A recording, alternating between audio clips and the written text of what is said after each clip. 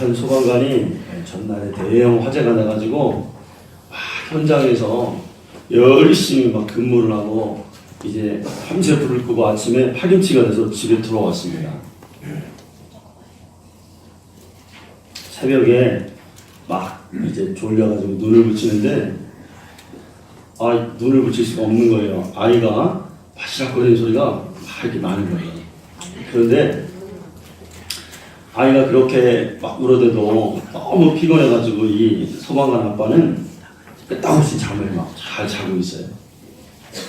근데 조금 있다가 다시 다른 현장에서 불이 나가지고 이 소방관이 가지고 있는 소방벨 호출기에 삑삑 소리가 나요. 그거 한번 딱 삑 울리니까 어떻게 하냐면 이 소방관이 정신이 번쩍 들어가지고 얼른 깨가지고 다시 옷을 챙겨 입고 나가려고 합니다. 근데 옆에서 이렇게 가만히 보니까 아내가 이렇게 잘 자고 있어요. 아이가 조그만 바시락거릴 때는 그 소리에 아내가 바닥바닥 깨더니 자기를 찾는 소방벨 울릴 때는 아내가 끄떡도 없이 잠을 잘 자고 있더라 이거예요. 서로의 여러분 관점이 달라요. 남편은 소방벨 소리에 한 번만 확 깨고 아내는 아기가 살짝 바스락거리는 소리에 바짝 깨는 거예요. 여러분 왜 그렇죠? 왜 그럴까요? 사명이 다르기 때문이죠. 관심사가 다르기 때문이죠. 내 마음 가운데 지금 뭐가 중요한가에 따라서 우리의 민감성이 달라지는 거죠. 가만히 생각해 봤어요, 여러분. 교회 다니는 우리의 모습을 보면 세상 일에는 그렇게 민감하지 않아요. 그런데 교회에 무슨 일이 있으면 내 마음이 어떻대요? 어떠냐면은 민감해지는 거예요. 그리고 때로는 막 반응이 팍 나갈 때도 있어요. 또 때로는 자다가 벌떡 일어나는 거예요. 왜 그럴까요, 여러분? 사명이 있었어요. 할렐루야. 그거였구나. 때로는 아무것도 아닌데 거기에 신경이 다 쓰이는 거예요. 고민하고 있다는 거예요. 그 얘기는 뭐냐면 내가 사명자구나. 내가 하나님의 일에 관심이 있구나. 그러니까 여러분 옆에 분에게 이렇게 말씀해 주세요. 혹시 주의 일 때문에 고민하고 있어요? 그러면 당신은 사명자입니다. 한번 얘기해 주세요. 사명 때문에 그래요. 그렇게 얘기해 주세요. 좀 해주세요.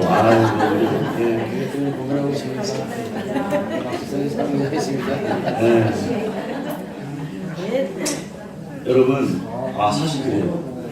사명 때문에 그래요. 사명 때문에. 고민하는 이유가. 어떤 때는 이 사명 감당하느라고 지치기도 하고, 탈진도 되고 그럽니다.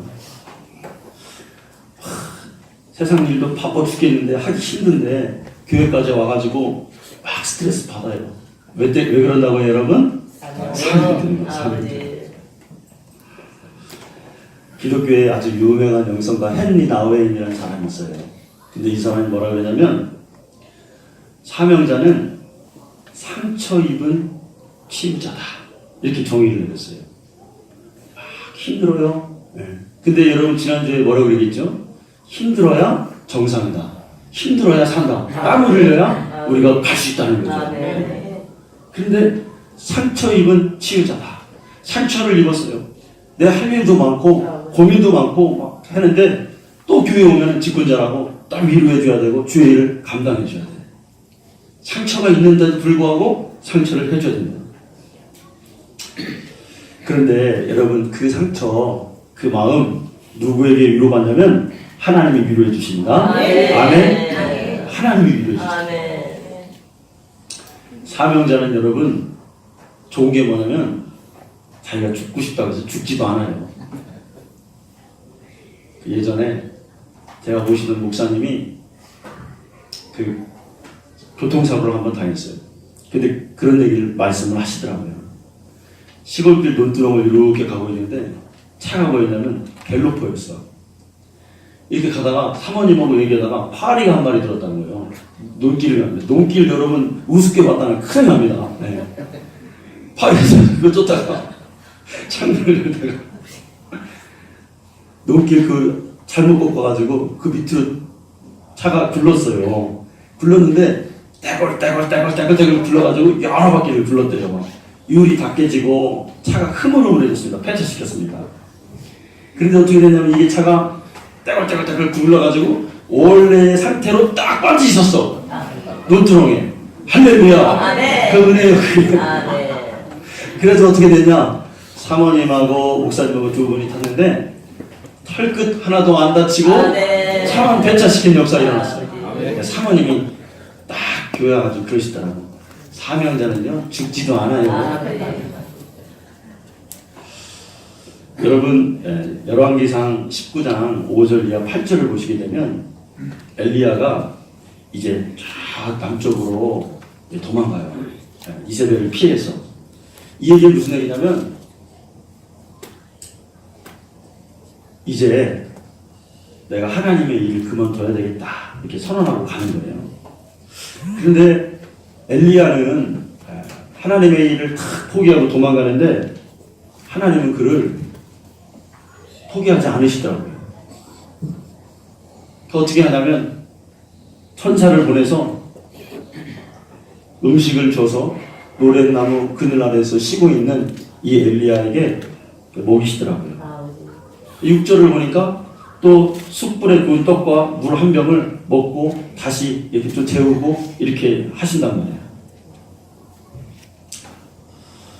여러분 이걸 볼 때 사명자는 하나님이 위로해 주십니다. 네. 우리의 가정, 우리의 교회, 우리의 일터에서 내가 지치고 힘들 때, 탈진했을 때 정말 언제까지 가냐면 야 이제 그만둬야 되겠다. 아 이제는 힘들어서 못하겠다.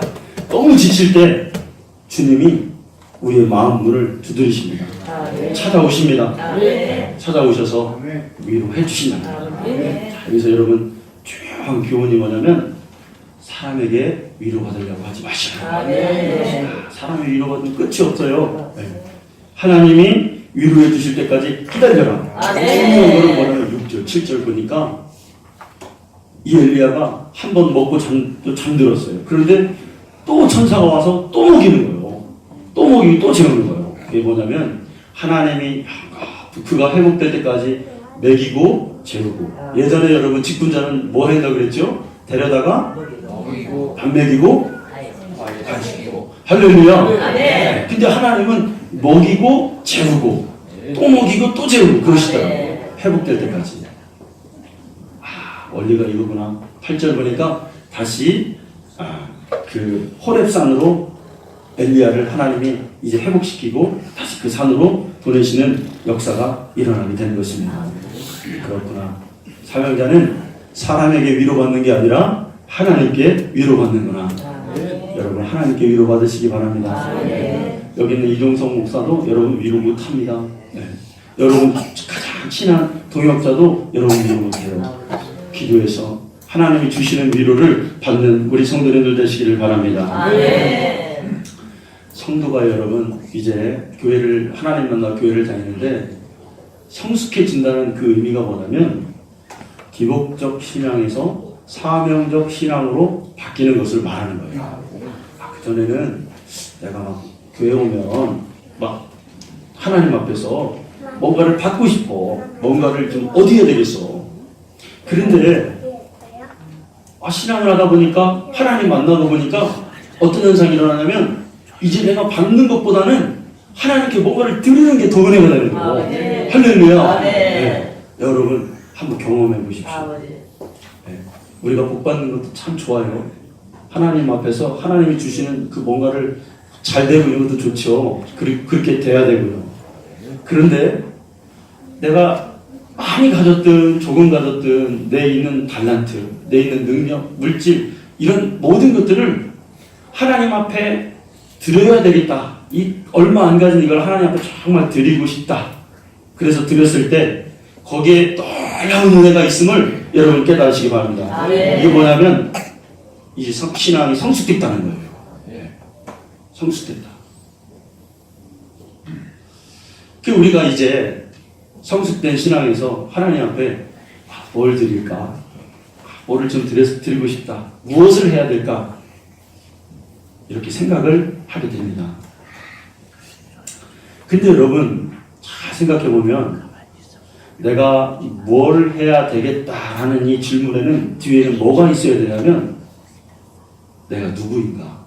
내가 뭔데? 내가 어떤 사람인데? 어떤 존재인데? 오늘 이렇게 와서 예배드리고 있고 하나님 전에 와서 일을 하고 있고 그러니까 나라는 존재를 하나님과 나라는 존재를 인식하지 않으면은 나의 모든 하는 이런 봉사와 이런 모든 것은 때로 무의미해지는 거예요. 의미가 없게 생각될 때가 있어요. 이해되십니까? 아, 네. 내가 하나님의 사랑받는 존재라는 것을 느낄 때 봉사가 되는 거예요. 그게 상급이 되는 거예요. 아, 네. 내가 누구일까? 어떤 존재일까? 네. 하나님 앞에 지금 서 있는가를 보게 되죠. 여러분, 내가 누구인가라고 하는 이 질문 뒤에는 또 뭐가 있냐면 나는 누구로부터 왔는가? 나는 누구의 것인가? 이 질문을 해야 된다는 거예요. 아, 네. 네. 여러분 가만히 한번 생각해 보십시오. 내가 누구의 것이다 라는 이 질문은 내가 스스로 선택한 것이 아니에요. 여러분. 네. 우리의 삶을 한번 생각해 보자고요.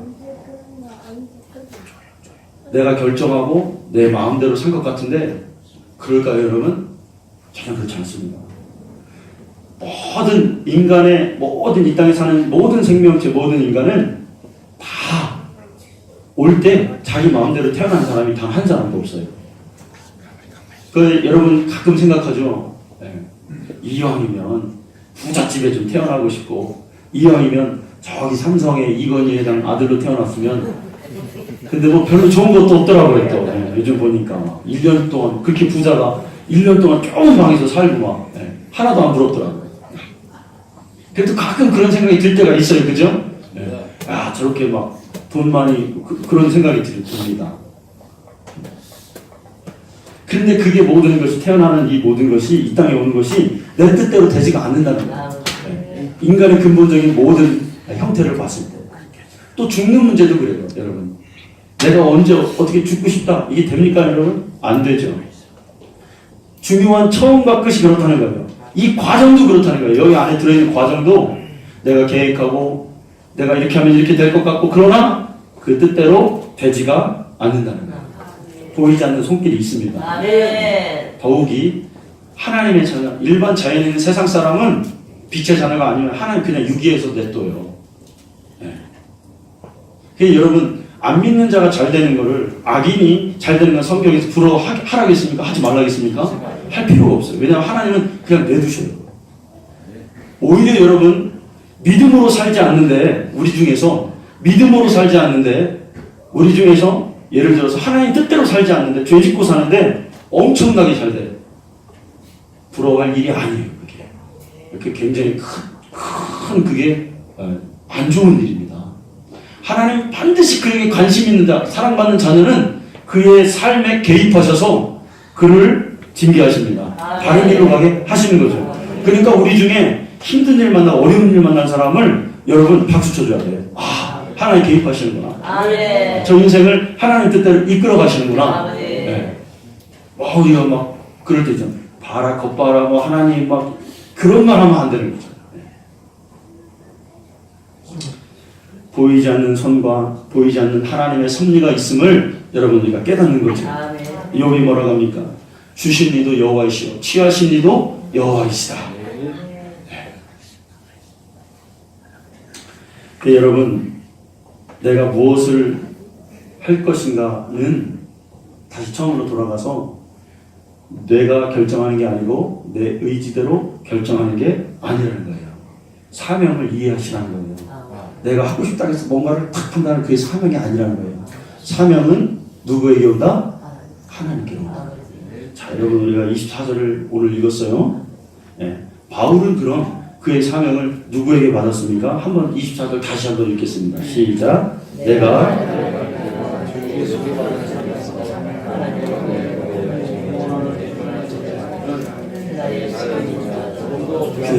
것으로 여기지 아니하리라. 아멘. 주 예수께 받은 사명이었어요. 주 예수께 받은 사명. 바울이 보니까 이 사명을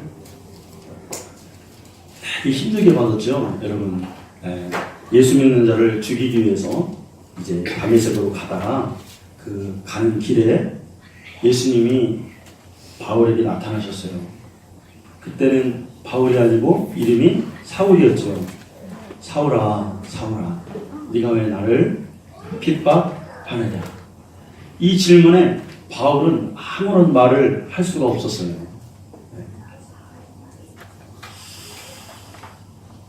여러분, 우리가 하나님이 나에게 주신 사명이 무엇인지를 사실 깨닫기가 쉽지 않습니다. 때로는 많은 시행착오와 많은 실수를 통해서 깨닫게 되기도 합니다.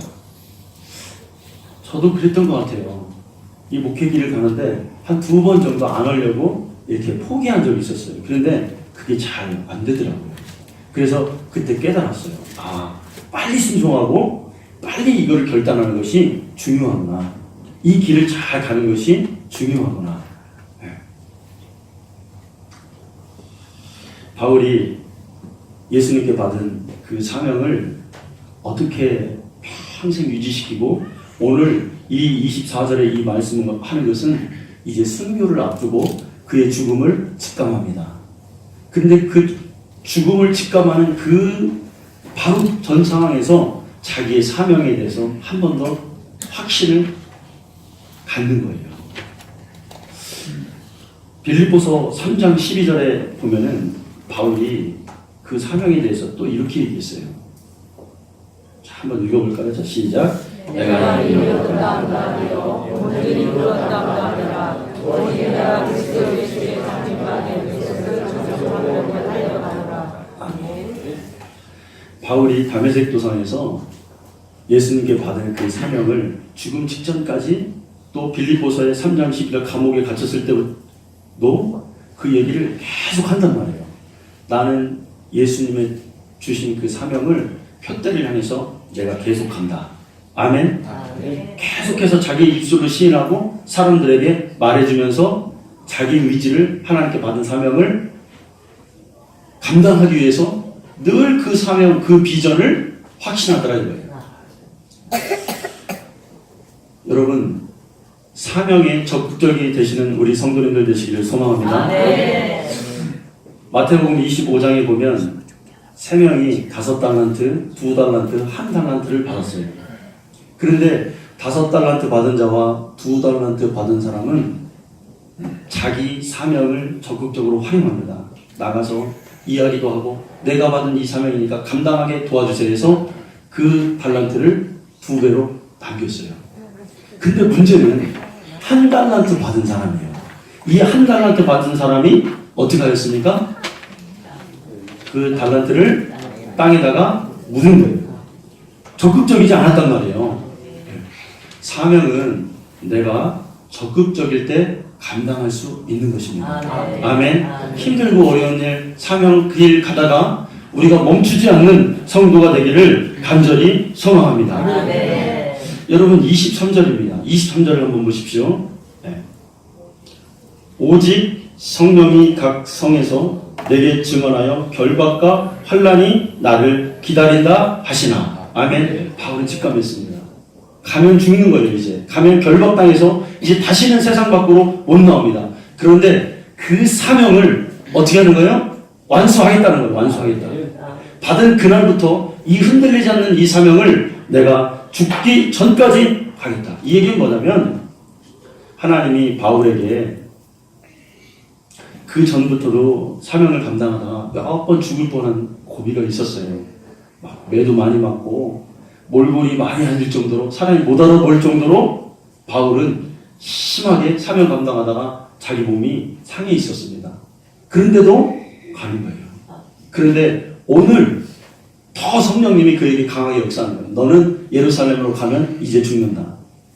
그런데 바울은 뭐라고 하냐면 이 얘기가 무슨 얘기냐면 죽어도 좋다. 끝까지 사명을 완수하겠다. 라는 말을 이 지금 빌립보의 에베소에 있는 장로님들에게 말을 하고 있는 거예요. 아멘이십니까? 아멘. 계속 간다. 사명은 끝까지 가는 거다. 아멘. 여러분, 요한 웨슬리의 제자들이 요한 웨슬리에게 이렇게 물었습니다. 선생님, 오늘 선생님, 하나님께서 오늘 밤 12시에 선생님 데려가시면 선생님은 어떻게 할 것입니까? 이렇게 물었어요. 여러분, 오늘 밤 우리가 12시에 죽는다, 하나님은 우리 나를 부르신다 그러면 여러분 어떻게 하시겠습니까? 아멘. 아멘이요, 감사해요. 좀 더 오래 사셔야죠, 그래도. 네. 90세, 100세까지 사시기를 바랍니다. 주의 일 하나 좀 가세요. 네. 너무 빨리 가시지 마시고. 네.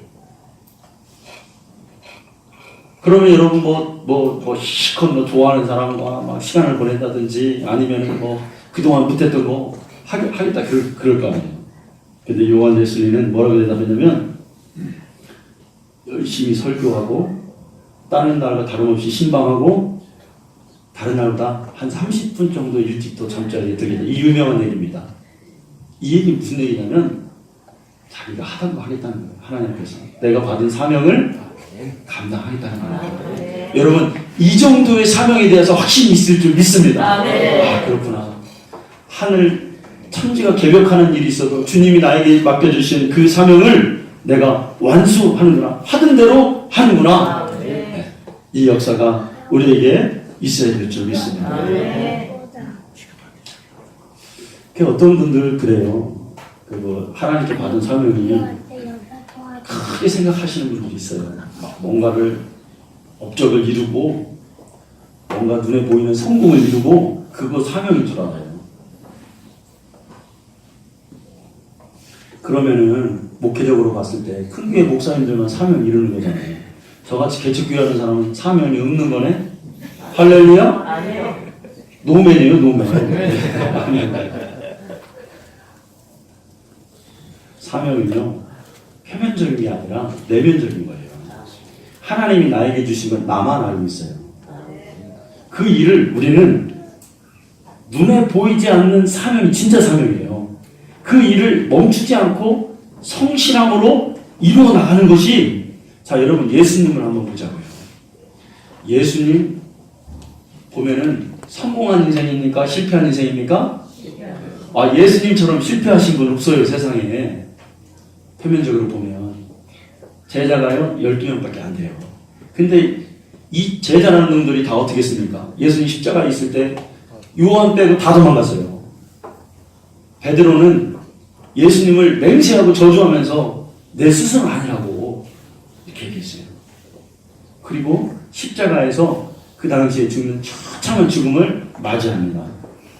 그러면 사람들이 봤을 때, 야, 예수님 사명이 있긴 있으신 거요? 이렇게 생각하잖아요. 그런데 사람들이 생각하는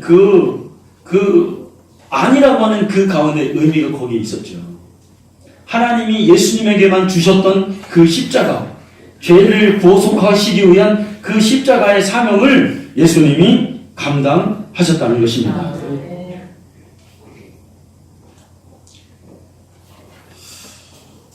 여러분, 우리가 때로는 뭔가를 사람들이 하지 못하는 특별한 거를 내가 하고 싶다, 또 해야 되겠다 이런 생각을 할 때가 있습니다.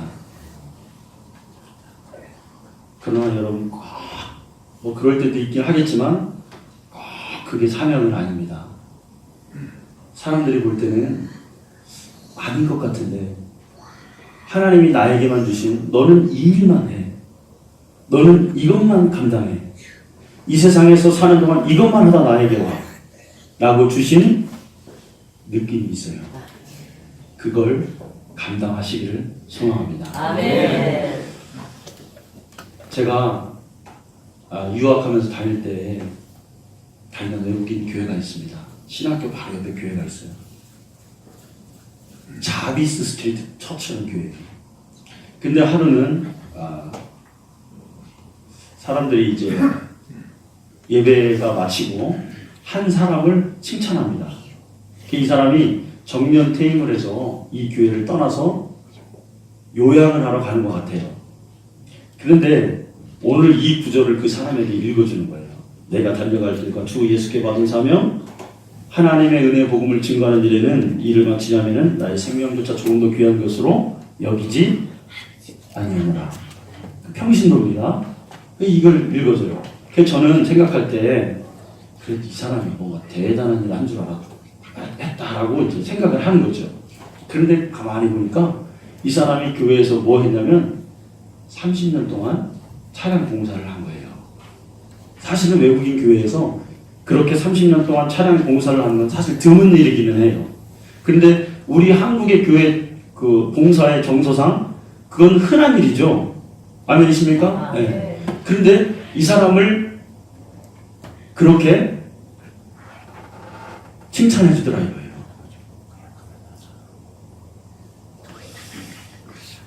하나님이 우리에게 주신 그 사명, 남이 뭐 위대한 일이나 아주 큰 일이다 이렇지 않아도 그 작은 일이라도 하나님께서 나에게 주신 그 사명을 내가 빨리 깨닫고 감당하는 성도님 되시기를 간절히 소망합니다. 그 바울은 지금 자기 사명에 대해서 얘기하면서 장로님들에게 뭐라고 얘기하냐면 에베소에 있는 장로님들을 만납니다. 여러분 36절을 한번 보십시오. 사도행전 20장 36절 이 말을 한 후 무릎을 꿇고 그 모든 사람과 함께 기도하니 37절 다 크게 울며 바울의 목을 안고 입을 맞추고 그렇죠? 네. 이제 마지막으로 얘기하는 거예요. 이제 다시는 장로님들 내 얼굴을 못 볼 것이다. 그리고 오늘이 마지막인 것 같다. 그러니까 교회 잘 부탁한다 하고 기도해주고 작별 인사를 하는 장면입니다. 그런데 바울이 이렇게 작별 인사를 하면서 자기의 사명을 어떻게 감당했는지를 얘기하는 구절이 뭐냐면 19절에 있어요. 19절 중요하죠. 네. 우리 한번 다 같이 읽겠습니다. 시작. 곧 모든 겸손과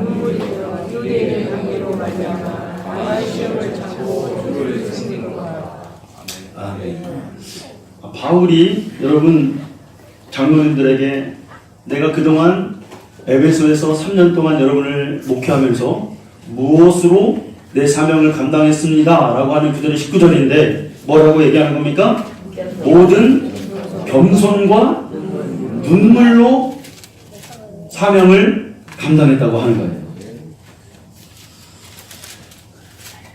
여러분 우리의 문제가 뭔지 아십니까? 나 자신을 낮추지 않는다는 거예요. 더 큰 문제는 뭐냐면 울지 않는다는 거예요. 내가 주님을 섬기면서 하나님 앞에 받은 그 사명을 감당하기 위해서 울지 않는다는 거예요. 여러분 내가 받은 능력으로 사명 감당하는 겁니까? 아니에요. 그 어떤 것으로도 주님의 사명 감당할 수 없습니다. 우리는 눈물과 겸손을 통해서 하나님의 일을 감당하는 거죠. 성경에 보니까 다윗이 왜 다윗이 됐냐? 저는 그렇게 물어본다면 다윗이 하나님 앞에서 자주 울었기 때문에 그렇습니다. 찬양할 때 하나님 앞에 너무 좋아서도 울었어요. 다윗은. 사울이 죽었을 때도 막 울었어요. 그리고 자기가 죄를 지었는데 그냥 뜨레기 같은 나단 선지자가 자신의 죄를 다 찔렀어요. 그때도 하나님 앞에 울었어요. 다윗이 다윗 될 수 있었던 것은 하나님 앞에서 울었기 때문이구나. 무릎을 꿇었기 때문이구나. 나의 능력으로 사명 감당하는 거 아닙니다, 여러분. 아버지, 아멘. 눈물로 사명 감당하는 겁니다. 아멘. 그래서 사명 감당하기 위해서 여러분 뭐 해야 돼요? 기도해야 돼요. 아멘. 네. 기도하면 안 하면 사명 감당 못 합니다. 아버지. 그런데 요즘에 기독교의 정서가 뭐냐면 기도는 강조하지 않고 자꾸 무언가를 알물 강조해요. 배우라 이거예요. 교육도 받고 세미나도 받고 이것도 남이 모르는 걸 배우는 거예요. 여러분 마귀에게 속는 겁니다. 기도해야 주의 사명 감당할 수 있습니다. 아멘. 기도해야 겸손해지고 기도해야 하나님 앞에서 울어야 아버지. 사명을 감당할 수 있는 힘이 생겨요. 아멘. 시편 126편을 보니까 울며 씨를 뿌리는 자는 기쁨으로 뭐를 가져온다? 단을 가져온다. 우는 자만이 기쁨의 열매를 맺을 수가 있다는 거예요. 이스라엘 사람들이 포로에서 돌아와서 보니까 이스라엘의 집과 모든 터전이 다 불에 타고 황폐해졌습니다. 그래서 사람들이 뭐라고 얘기하냐면 야 이제 우리는 끝났다. 포로에서 돌아왔지만 이거 이스라엘 봐봐라. 농사도 못 짓고 살 집도 없고 도시도 황폐해졌구나. 그러니까 우리가 뭐 해야 되냐면 먹고 마시고 그냥 죽자 이렇게 말했어요. 그런데 어떤 믿음의 사람이 이렇게 얘기하는 거예요. 아니다. 혼란하고 힘들고 어려움이 많지만 하나님 앞에서 우는 자는 기쁨으로 단을 거둘 것이다. 아멘. 오늘 우리에게 주신 말씀입니다. 자, 여러분 말씀을 마칩니다. 우리 집사님이 우리 시온성교회 이제 개척해서 바른 교회 세웠다는 걸 기도하셨어요. 여러분 우리가 바른 교회, 좋은 교회 세우려면 저도 하나님 앞에서 많이 울어야 돼요. 아멘. 우리 성도님들도 많이 우시고 그래서 정말 좋은 교회 하나님의 영광을 돌리는 교회가 세워지기를 간절히 소망합니다. 아멘. 기도하겠습니다.